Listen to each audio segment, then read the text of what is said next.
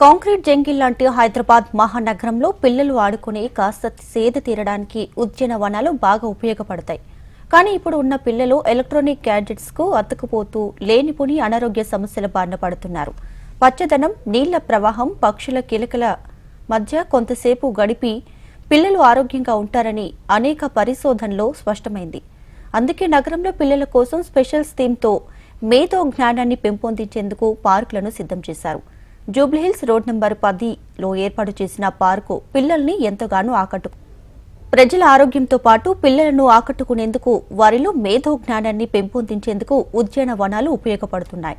Jubilee Hills road number 10లో ఉన్న ఔషధ సుగంధ వనాన్ని నగరంలోని ప్రత్యేకమైన ఉద్యానవనంగా తీర్చిదిద్దారు.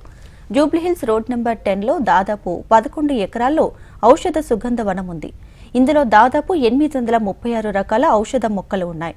వీటిలో అత్యధికంగా వాము, ఇన్సులిన్, అలోవెరా, రెడ్ జింజర్, తెల్లమద్ది, చీమచింత, ఉత్తర పొగడ, పారిజాతం, మర్రిరావి, మేడి, కదంబ, పుత్రం, జీవ, వేప, సీతాఫల్, మారేడు, కానుగ చింత, ఎర్రచందనం, గంధం ఇలా అనేకమైన ఔషధ మొక్కలున్నాయి.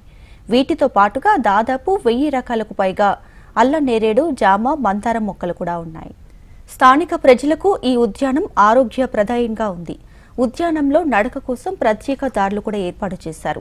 ఉద్యానంలో పచ్చదనంతో పాటు చిన్నారుల కోసం ప్రత్యేక గేమ్స్ ఏర్పాటు చేశారు. మెదడుకు పదును పెట్టేలా ఇక్కడ పలు ఆటలను కూడా తీర్చిదిద్దారు.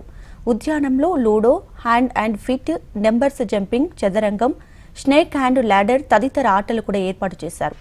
ఇవి చిన్నారులను ఎంతగానో ఆకర్షిస్తున్నాయి. జీహెచ్ఎంసీ ఇంజనీరింగ్ విభాగం ఆధ్వర్యంలో మారుతున్న కాలానికి అనుగుణంగా ఇక్కడ యోగా ప్రాంతాన్ని తీర్చిదిద్దారు.